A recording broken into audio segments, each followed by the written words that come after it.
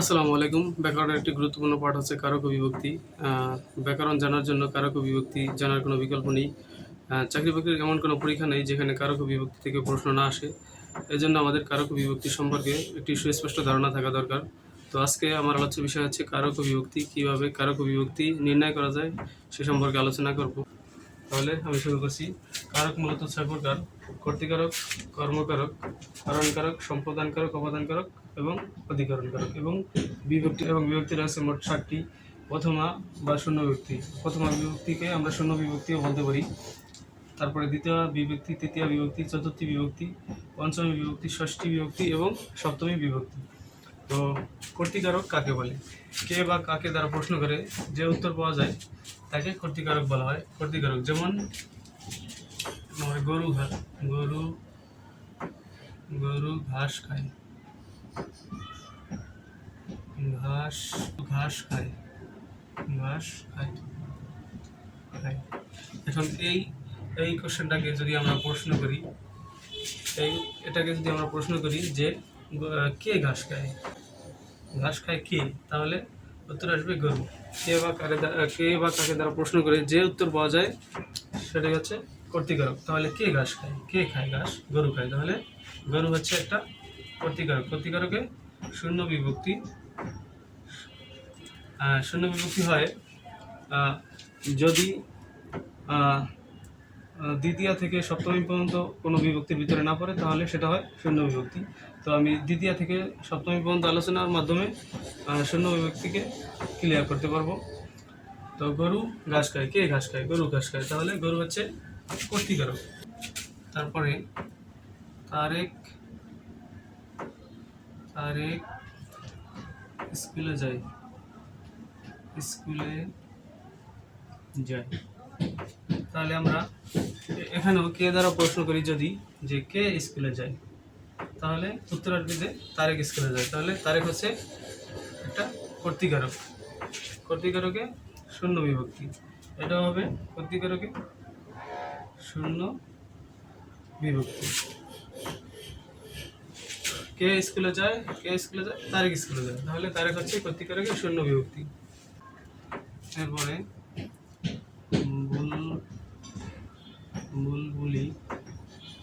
বুলবুলিতে ধান খেয়েছে, ধান খেয়েছে।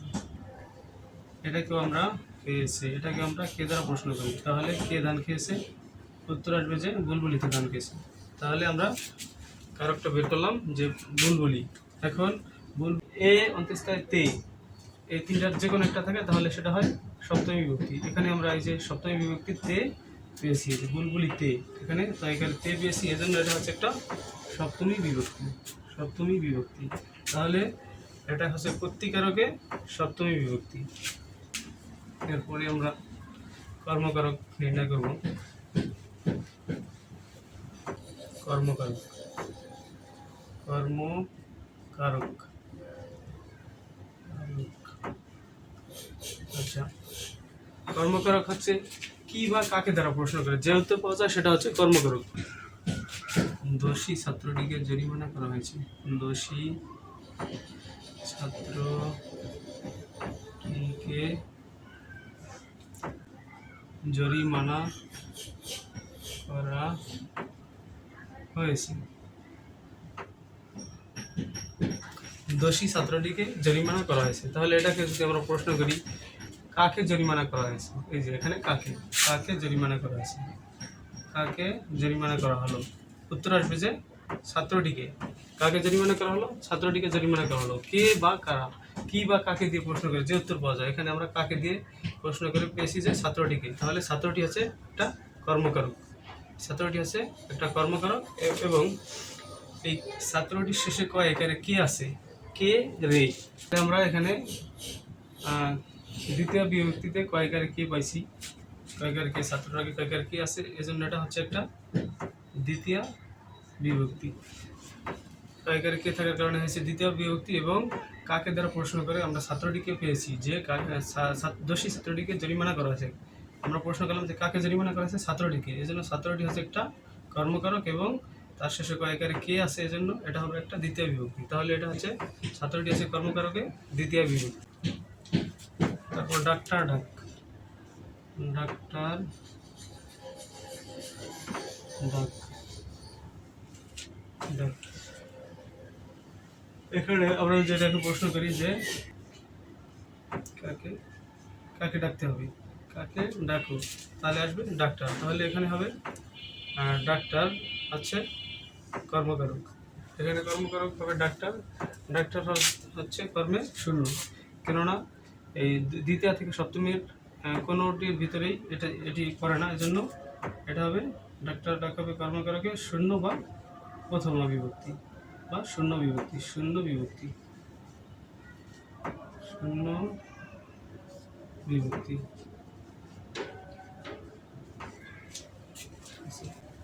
করণকারক কাকে বলে?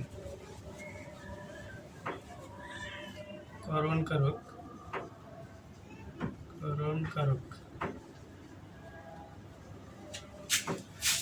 আচ্ছা, করণকারক হচ্ছে কোনো কিছুর দ্বারা যে কাজটা সম্পন্ন করা হয় তাকে তাকে করণকারক বলা হয়। সহায়ক বস্তু বা কোনো যন্ত্রাংশ, এমন কোনো সহায়ক বস্তু বা যন্ত্রাংশ যার দ্বারা কাজটি সম্পন্ন করা হয় তাকে করণকারক বলা হয়। তাহলে করণকারক হচ্ছে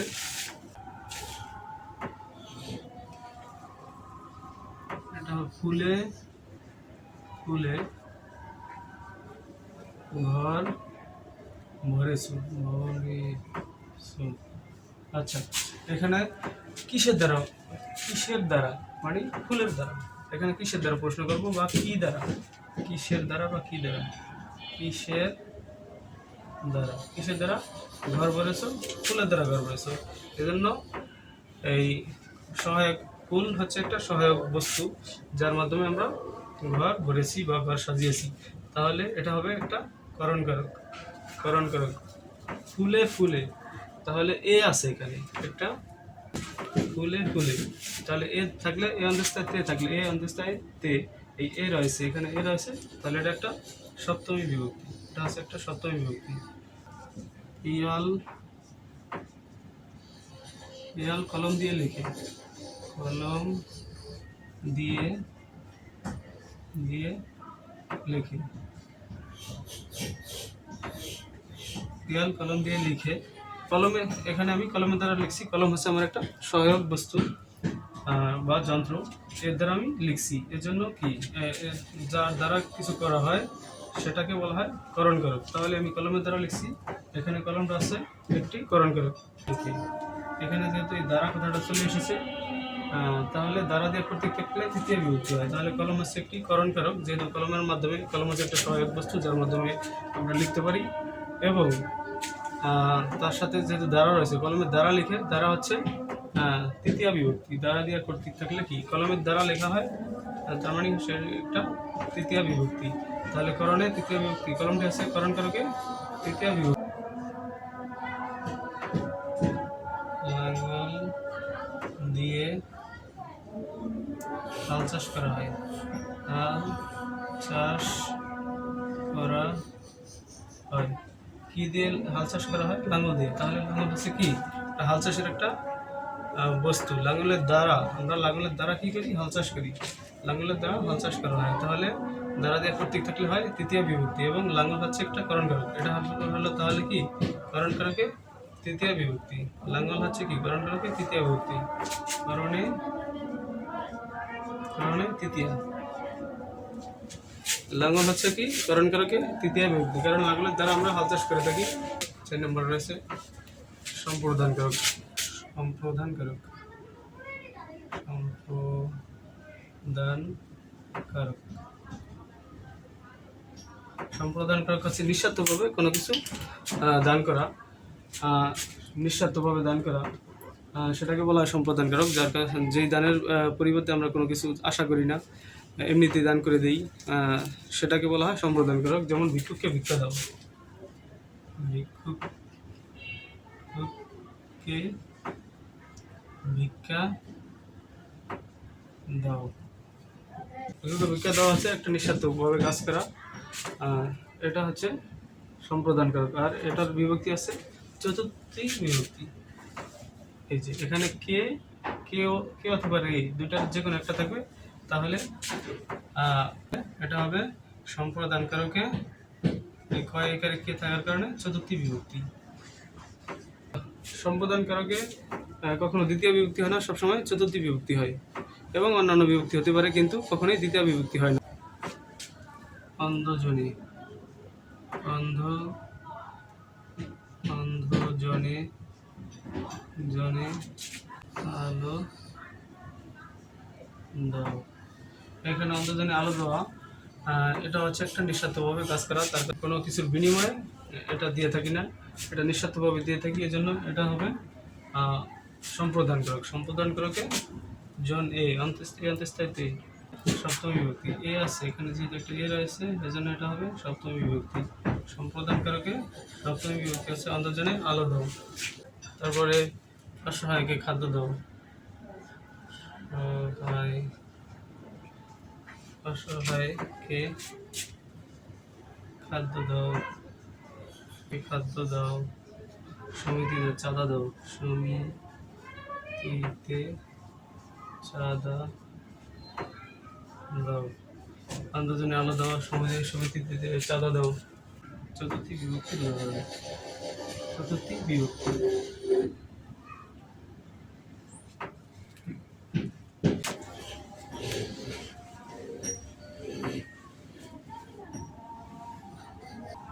অপাদান, অপাদানকারক, দানকারক। যদি কোনো বাক্যের মাঝে পাপ, ভয়, বিপদ থেকে ইত্যাদি শব্দ ব্যবহার করা হয়ে থাকে, বা পাপ, ভয়, বিপদ ইত্যাদি বোঝানো হয়ে থাকে, তাহলে সেটাকে বলা হয় অপাদানকারক। যেমন যেমন পাপে, পাপে বিরত থাকো, পাপে বিরত থাকো, বিরত থাকো, তাহলে এখানে পাপে, পাপে হচ্ছে একটা অপাদানকারক, যেহেতু এখানে পাপ রয়েছে, পাপে এই অন্তস্থায়ীতে যেহেতু পাপের এ রয়েছে, এটা হচ্ছে একটা সপ্তমী বিভক্তির উদাহরণ, কারণ এখানে সপ্তমী বিভক্তির মধ্যে রয়েছে এ অন্তস্থায়ীতে যে কোনো একটি থাকবে, তাহলে পাপে বিরত থাকা হচ্ছে কি অপাদানকারকে সপ্তমী বিভক্তি। তারপর লোভে পাপ, পাপে মৃত্যু। লোভে পাপ, পাপে, পাপে মৃত্যু। পাপে এই অন্তস্থায়ীতে রয়েছে, পাপের এই অন্তস্থায়ীতে রয়েছে এ রয়েছে, তাহলে এটি হচ্ছে একটি সপ্তমী বিভক্তি, এবং যেহেতু পাপ শব্দটির উল্লেখ রয়েছে উপাদানকারকে সপ্তমী বিভক্তি, তাই এটি একটি উপাদানকারক, এবং উপাদানকারকে সপ্তমী বিভক্তি, সপ্তমী বিভক্তি, তাই এটি হচ্ছে একটি উপাদানকারকে সপ্তমী বিভক্তির উদাহরণ। এরপরে গাড়ি, গাড়ি স্টেশন, স্টেশন ছাড়লো, গাড়ি স্টেশন ছাড়লো, অর্থাৎ গাড়ি স্টেশন থেকে ছাড়লো। স্টেশন ছাড়লো মানে হচ্ছে স্টেশন থেকে ছাড়লো। যদি ভয়, পাপ, বিপদ থেকে ইত্যাদি থাকে, তাহলে সেটা হয় অপাদানকারক। যেহেতু এখানে গাড়ি স্টেশন ছাড়লো অর্থাৎ গাড়ি স্টেশন থেকে ছাড়লো, তাহলে এটা হচ্ছে একটা অপাদানকারক। তবে এটি হচ্ছে অপাদানকারকে শূন্য বিভক্তির উদাহরণ, শূন্য বিভক্তি। অপাদানকারকের শূন্য বিভক্তি। আচ্ছা, এরপরে আমাদের আছে অধিকরণকারক। অধিকরণকারক হচ্ছে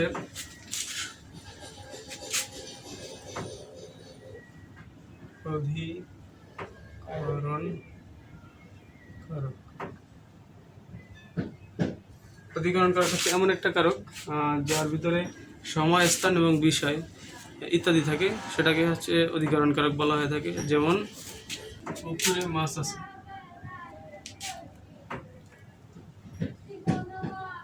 পুকুরে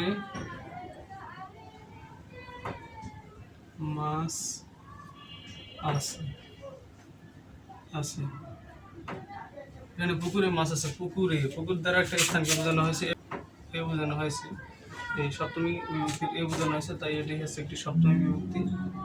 এবং এটা হচ্ছে একটা অধিকরণ কারক। অধিকরণ কারক অধিকরণ কারকের সপ্তমী বিভক্তি, কেননা পুকুর এ বোঝানো হয়েছে, এ অন্তঃস্থ তে থাকলে হয় সপ্তমী বিভক্তি এবং পুকুর হচ্ছে একটা স্থান। যদি সময়, স্থান, বিষয় তিনটার যে কোনো একটা বোঝানো হয় তাহলে সেটা হয় অধিকরণ কারক। যেহেতু এখানে তিনটার স্থানকে বোঝানো হয়েছে এবং সপ্তমী বিভক্তির এ রয়েছে, তাই এটা হচ্ছে অধিকরণ কারকের সপ্তমী বিভক্তি।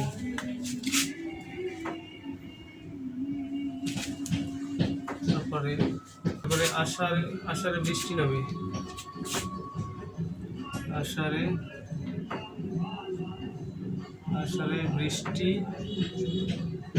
বৃষ্টি হয়, আষাঢ়ে বৃষ্টি হয় অর্থাৎ আষাঢ় মাসে বৃষ্টি হয়। তো আষাঢ় দ্বারা একটা সময়কে বোঝানো হয়েছে, আষাঢ় দ্বারা একটি সময়কে বোঝানো হয়েছে, এজন্য আষাঢ় হচ্ছে অধিকরণ কারক। যেহেতু সময়, স্থান এবং বিষয়কে বোঝালে সেটা হয় অধিকরণ কারক। আষাঢ় যেহেতু একটা সময়কে বোঝানো হয়েছে, এজন্য আষাঢ় একটা অধিকরণ কারক। আষাঢ় এই, তাহলে আষাঢ় এ, এখানে এ বোঝানো হয়েছে আষাঢ় এ, তাহলে আষাঢ়ের হচ্ছে একটা অধিকরণ কারকের সপ্তমী বিভক্তি, অধিকরণ কারকের সপ্তমী বিভক্তি। তারপরে পড়ায় আমার মন বসে না, পড়ায় আমার মন বসে না, তাহলে পড়ায় দ্বারা কি বোঝানো হয়েছে? একটা বিষয়কে বোঝানো হয়েছে পড়ায়। আর এখানে একটা অন্তঃস্থ রয়েছে, তাই যেহেতু এখানে একটা অন্তঃস্থ রয়েছে পড়ার শেষে, তাই এটা আছে অন্তঃস্থ থাকলে হবে সপ্তমী বিভক্তি। আর পড়ার দ্বারা একটি বিষয়কে বোঝানো হয়েছে, এখানে অধিকরণ কারকের সময়, স্থান, বিষয়ের এই বিষয়কে বোঝানো হয়েছে, তাই এটা হচ্ছে একটা অধিকরণ কারক এবং অন্তঃস্থ থাকার কারণে এটা হচ্ছে একটা সপ্তমী বিভক্তি। তাহলে পড়ায় আমার মন বসে না, পড়ায় হবে কি অধিকরণ কারকের সপ্তমী বিভক্তি। তো এই ছিল আমাদের আজকের ক্লাস। আর আজকে যে পরিমাণ গরম পড়ছে, এর ভিতরে ক্লাস করা অত্যন্ত কঠিন একটা বিষয় হয়ে দাঁড়িয়েছে।